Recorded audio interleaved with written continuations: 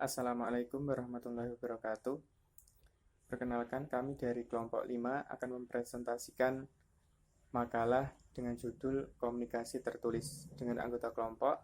Saya Muhammad Said Farid, NIM 401-20074. Muhammad Zainuddin, NIM 401-20077. Nia Kusumawati, NIM 401-20088.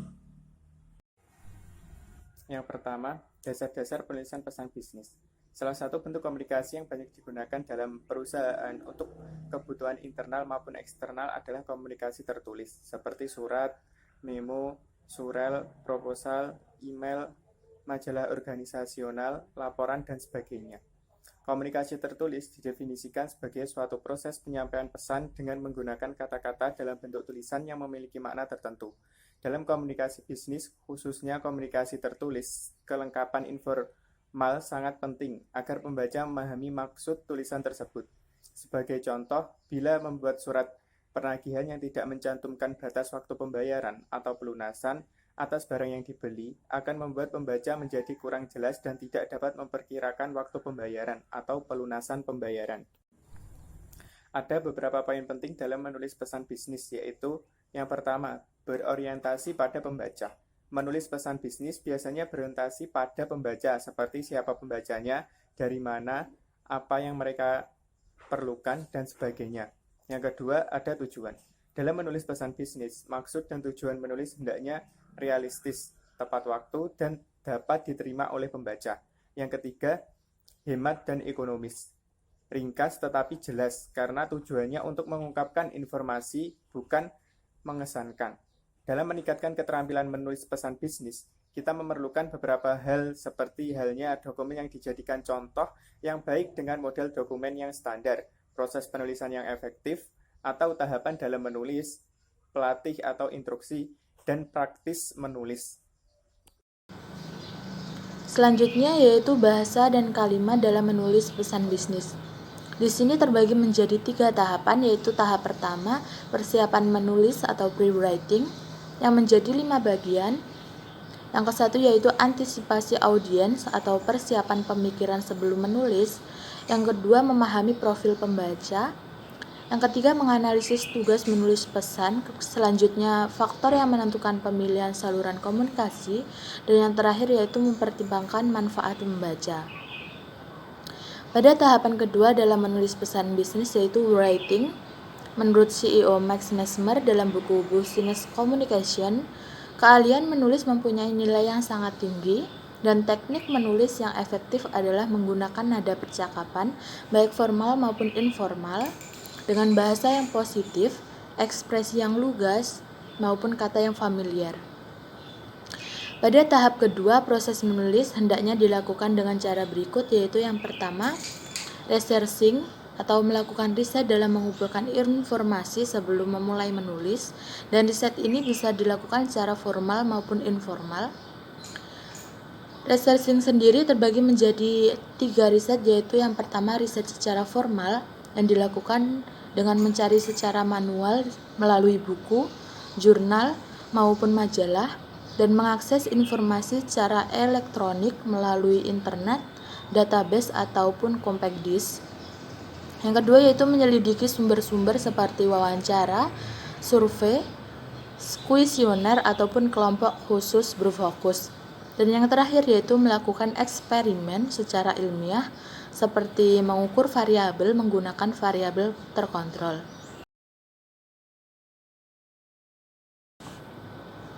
Selanjutnya yaitu riset secara informal. Riset ini dilakukan dalam rangka menulis memo, surel, surat, laporan, proposal, dan juga presentasi lisan yang memerlukan data yang dikumpulkan secara informal. Beberapa teknik yang digunakan dalam mengumpulkan data secara informal yaitu melihat file-file atau arsip dalam organisasi. Yang kedua yaitu berdiskusi dengan pimpinan.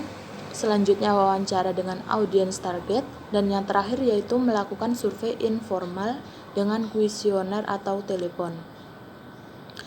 Yang terakhir yaitu brainstorming.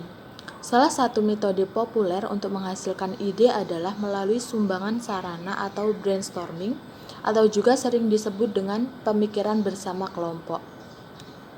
Beberapa saran untuk brainstorming yang lebih produktif yaitu mendefinisikan masalah dan susunan agenda garis besar topik yang dicakup, tetapkan batas waktu, tetapkan kuota, tujuannya adalah kuantitas ataupun kualitas, dan minta setiap peserta menyumbangkan, menerima, dan memperbaiki.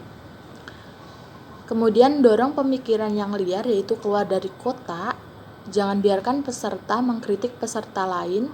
Dan yang terakhir yaitu tulis ada di papan tulis. Dan tahapan kedua yaitu organizing data, yaitu menyusun data yang telah dikumpulkan dalam bentuk kerangka penulisan. Organizing data ini adalah mengatur informasi dengan cara membuat outline atau mengorganisasikan data. Kemudian setelah mengumpulkan informasi, perlu mengorganisasi data melalui dua proses yaitu mengelompokkan dan juga membuat kerangka tulisan. Yang terakhir yaitu menyusun ide atau composing adalah menyusun ide dalam bentuk tulisan disertai dengan kerangka penulisan yang sudah dibuat yaitu daftar isi. Tahap yang ketiga, merevisi dan mengkoreksi atau proofreading.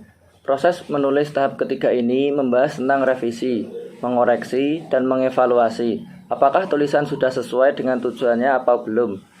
Revisi atau refreshing yaitu memperbaiki isi dan struktur kalimat.